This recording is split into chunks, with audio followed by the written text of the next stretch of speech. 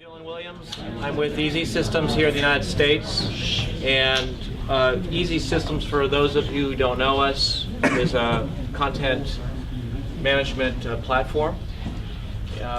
I've asked Roland Benedetti to come and do a demo with us around our basic product and our platform, and then one of the extensions. Roland is our Vice President of Product Management, has been with Easy for quite a long time. Easy's been in existence since 1999, so we're going on our 13th year. And we were founded out of Norway, but we have spread across the world globally at this point in time. We are used by Fortune 500s as well as some SMB organizations. The basis for our overall platform delivery is literally to create your content, deliver your content, optimize that content to your end user, and then automate that content. And with that, I just turn it over to Roland, and we'll be here for questions. Yeah, thank you. Well, we'll try not to make slides. I know I don't really like this actually. And, I just have one though, just to say what we do and a little bit about that. So, as Dylan said, we are a software company, and we were born with content management, and over the last 12 years we did a content management system that's fairly well known in Europe. We are coming. I'm French. You're not only the only one with a bad accent, so please forgive my French. And we are Norwegian and also German, so you will see a bit of German in the demo. So we're coming from content management world, coming from an open source community. So the software you will see tonight is open source. It's something like 40,000 developers, 40,000 developers, and on top of that, we extended the content management use case to what we call digital user experience management, and which means not only now you need to create content and deliver it, but you need to deliver it in many ways, to social networks, to through e-commerce, to plenty of different ways. And all this process you need to improve and optimize so that your performance in the end as a business is really as best as it could. So we started to invest on the optimized side. I will have actually two demos, one quick demo about the content management side so that you can see a little bit how our software from an editor perspective looks like, and then I'll show you something that will recall what Visual Revenue demonstrated, because it's all about real-time web analytics and how to optimize your web presence, your web pages. So that's enough slides, and I just jump on the software. So this is just this is a demo website. That's what's coming with the open source software when you install Easy Publish. It's this was released actually. We were supposed to present in November, but Sunday came, and so we couldn't. This was released just the week after Sunday. The way the content management system we have looks like is very extensible, but I will just show you a few features. First, this is a website that has just basic editorials, some blogging, so very normal blogging with tag, calendar, archives, everything you all know about. Some e-commerce capabilities. E-commerce is a key point in our platform, so you can have a checkout process. You can decide of your process, and you can basically make money out of that. Some of our customers, like Financial Times, for instance, they don't all live with the ads revenue. They live also with e-commerce, so they create paywalls here, and they will deliver content from that paywall. And we have some just editorials on travel. So I will just show you how an editor will work with Easy. The first thing is, what we try to do is make a very simple and intuitive and streamlined editor experience. And then when I jump to the web analytics, that's also what we were looking for. So let's show some editing. So what an editor would do is log into the site or to something that looks like the site, but that's behind the firewall. And it will just have a very simple toolbar where you can interact with the system and do all the things that the content management system can do and can provide. And all the things that you see now will also be available through REST API if you want to do machine-to-machine content management.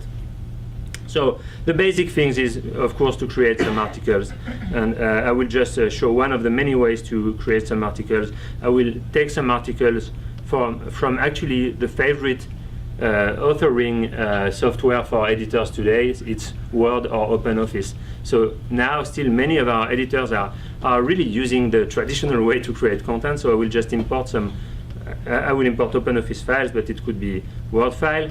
Don't get me wrong, I'm just not uploading a file. I'm basically parsing this file, and I'm then through the API of EasyPublish, I'm then translating this to a content type based on the MIME type and so on. So I just pick some of this file and upload this, and I just pick some pictures from the NYTM website. And this is just uploading content into our content repository. This content is made available, is right now published, of course. In most of our customer cases, there's a huge workflow, or not so huge, but there's a validation workflow. I skipped this one, and I have now 4 content. This one is a little bit of one of my predictions. I wish the NYE Tech Meetup will pass the NY Tech Meetup, so that at some point we will talk about the NYC Consumer Tech Meetup, and you will be the other one. So that's what I wish. Actually, I was very frustrated when arriving in New York 2 years ago, because the enterprise software was really no man's. There was nothing, and all was about consumer software. So I was really happy, and I was there last year, a year ago. So that's the first way. You just upload, and you have XML parsing, and you match this to your content types. You can from there also edit it from the web browser. This is of course another way. So here you have web forms, very simple. I can just give, for instance, some meta information such as Manhattan, and this should work. I don't know if Google will find this. Yes, of course. And send for publishing. You can. I skip all the complex things, but this works for any kind of content types, blogs or documents or picture gallery. So I can just upload some pictures just to show you. Same experience, very straightforward. I will pick this one. So here again, it's not just uploading picture, but it's really transforming them into an object with metadata that you extract from the picture, and you can trigger some workflows. So I just uploaded some image, nothing crazy, and this is published. So that's basically the first step: create your content. From there, you need to deliver, which means you need to deliver on social networks. So we have plugins to push this on Twitter and so on. You need to deliver on mobile through some mobile API and mobile application. You also need to deliver through your front page, your home page. So we have some tools for editors to define how the content will go there, and we touch the topic of net result because of visual revenue. Sorry, because that's where we will play. So. I just populated this section of the website with 4 articles.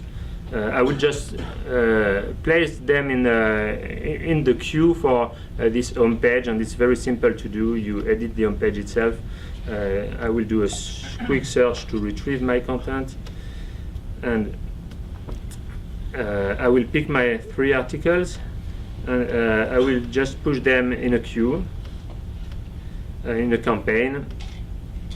And of course, I could do much more here, such as changing the layout, changing the blocks, changing. I will skip this, but I just have now 3 articles that are in the queue to be in the carousel or something like this that I can also schedule. So I could say I want this one at 9. I want this one at 10. So and the third one 1 hour later. So 23rd store, and I publish this new change. So now my homepage is updated. There's a queue, there's a potentially a workflow, and I have a tool to preview how this will look like at different time of the day, and potentially on some other days. So I can just do this. So here I covered basically the content management part, and you can see that's what we've been doing for years, like 12 years literally. What we wanted is to bring and to offer to our customer a very neat and simple interface to visualize when there's high traffic, what's happening, what are the stories which are really working, what are the ones that are really weak, and how to change that. So we've been working, and we provide now as a service, as an extension of our CMS, a solution called Live Viewer, which is visible here. I won't use my demo website because you need some traffic, and of course there's nothing on this laptop beside me. So, and I will use just this German newspaper because that's the one I usually use on demo. It's a basic newspaper, very much made of many front pages and many article pages. And then I will show you our new interface that we released that shows that it's supposed to bring an easy-to-use way to get real-time information on what's working or not on the website. This is something you can put on screens on marketing departments or newsrooms, and that people can look as just something that they can look, or they can dive a little bit. So let me explain a little bit the concept of this visualization. First, this page is made of different zones. At the middle, we have the content, so that's the website. At the bottom, you have the articles one by one, and on the top, you have the front pages and sub-front pages, and the main home page as well, which is the front page here. In the concept we decided to use, the surface of each rectangle means the value and the number of hits and what's happening. So if you zoom in the content, you can see for each category, the color codes are matching the different category of the website: sport, news, politics. Yeah, and this is very simple way to see what's working or not. And you can have the trend over the last hour, and this is updated every minute or 2 minutes. This is moving constantly, and you can see what's going on the website, what's really taking off. The same goes for front pages. If my network will work fine now, yeah, it's okay. So I will have fairly the same view for all the front pages, which are the front pages that take some traffic or not, and potentially I will react to that and speak to my editors. We also wanted to see where the people were coming from and where they are going from this in a similar way, very visual. So we have on the left basically all the inbound traffic. So if you dive here, and you can, for instance, just drag this here, you can see how the inbound traffic comes from direct traffic from search or from social networks or from direct links, comes and go to the sections or to the pages of the website. So here again, a very visual way to see how this works. And this works also for the outbound traffic, which is mostly the bounce. So you can see how your different articles are bouncing in a very visual way, actually. I won't dive into detail on here. I don't have too much bounce, but that's basically the way you look at the site itself. But looking at the site itself is not enough, because when we see the front pages of the newspaper, there's really a lot of articles. What you want to know is not how the front page works, but really how the content, which are on different slots of the web page, are working and are performing and delivering. So we added to this a simple tool to look at the front page and see its behavior real time. So what you see on the left is a screenshot of the whole front page, and newspaper often have very long scrolls, so this one is very long. And you will see how each article will, I have some sort of screen issue, but it's okay, small resolution. You will see how each article will perform compared to the average performance of the content on this slot, and you will immediately potentially react to something that's wrong. So if I look at the carousel, which is the main block on the page, the one basically where I uploaded the new article of NYETM, you can see that everything underperformed now.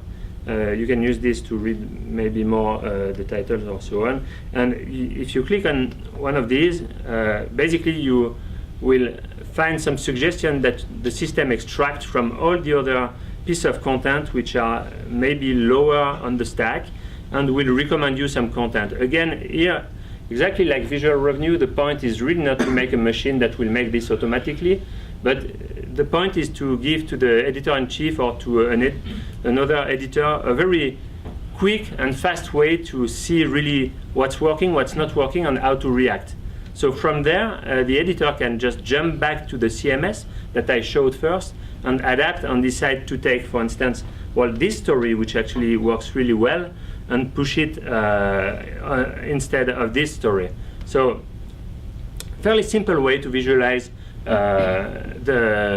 the traffic going on your page real time. And here we use an indicator which is the conversion, so it's a very simple one. It's not working all the time. Sometimes you want to use a KPI based on different business goals and sometimes different policy as well. But so far so good. We've been really working on this for the front page. We also have another nice indicator that we like for our customers in the publishing industry that we like to use, which is not the visits, but how much an article is being read by the readers. So that's this one. And this is just telling you not how many visits are on the articles, but how much interest this generates to the user. You could call this almost engagement. And this is just basically based on how much people will scroll and correlated with the time they spend on the page. And it's a fairly good indicator to know if the article is generating some interest and attention. So that is about this very specific web analytic tool. I would like to conclude with the fact that that is just one of our two web analytics solutions. So we have two analytics, one that's more for people who want to dive in the analytics like Google Analytics.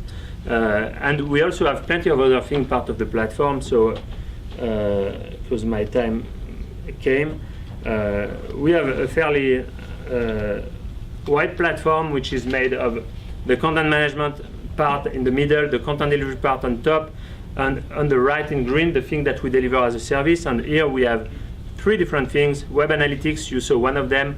We have a recommendation and personalization engine, which makes some pattern recognition of the behavior on the website and which will recommend articles for your users. That's very much something we use in the e-commerce.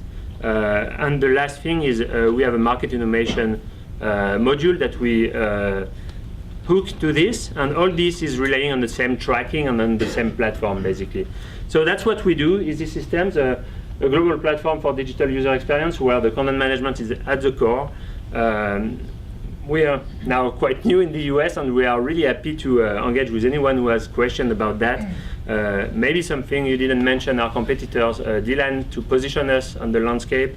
Well, when we were really focusing on content management, we were clearly competing with the Drupal of the world. Now our competitors are more the Adobe CQ5 or AP Server or Sitecore or people like this, basically. Electron, you'll find us more and more. We've been present in the United States for a number of years, just kind of underneath the radar, and we're finding so much interest, not just within our publishing vertical, which we found some strength in early on, but also across the financial services industry and some of the CPG organizations as well, and government institutions. So we open up the floor for any kind of questions you like to have. Yeah. Recently, Gartner had recognized us in November as one of the who's who of the emerging UXP or user experience platform solutions that are out there, which was really nice. So that was it for the demo. Thank you for your time, and then the questions.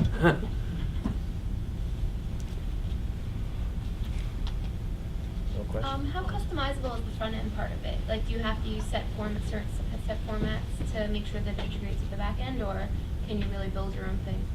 So what you saw is a demo website that's coming with the software, but there's no constraints on the markup, so basically you do whatever you want.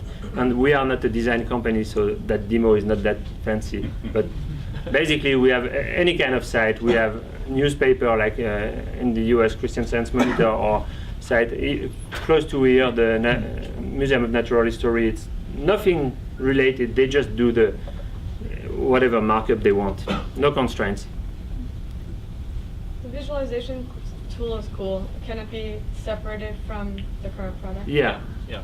We have a number of market extensions that can either be standalone or they can be integrated in. We prefer, of course, to be integrated into our CSM or our CXM platform, but at the same time we understand the value of it, and some of these are standalone. The content management platform can be on the cloud or on-premise, but all the things like that are somehow related to big data, we ship them only as a service, and they use some sort of pixel tracking. So you can use them on other tools, but you need to integrate them. The value when you take the whole platform is that everything is integrated Integrate easier. to work together. Yeah. Okay. No more question? I mean, don't be shy, or you can ask later on. Yeah. Can the content management part take dynamic data, excuse me, dynamic data, or is it always have to be uploaded by hand? As in, some database? No, definitely you can, what I call machine-to-machine content management, so you can be fed by a business application. For instance, e-commerce pricing, you would retrieve the stock from the ERP, not manually. Yeah, and there's API for that. What kind of stats are available mobile? Can you log in and see any of your dashboard? This dashboard is not yet on mobile, but is kind of designed to be touchscreen first. So honestly, I didn't try it on my iPad, but I'm sure it will work. Yeah. It's a very responsive design for the most part in the back end, so Yeah. it does scale. So it's a good question. Yes. Do you use some sort of personalization for the end user who consumes the content? That they can personalize the way how they're looking on the paper, what they're more interested in? Well, we personalize for them. Basically, they don't personalize. If you mean self-personalization, you can do that, but that's somehow the web developer with our template engine, he will do some Make the self-personalization. modification so Yeah. so the end user, Yeah. whatever there you want to reach, will do that for them. So if, for example, I'm more interested in business and finance, and I want to put it on top of the articles that I'm reading, but I'm not so much interested in sport, for example. Oh yeah. Can it be done for individual users?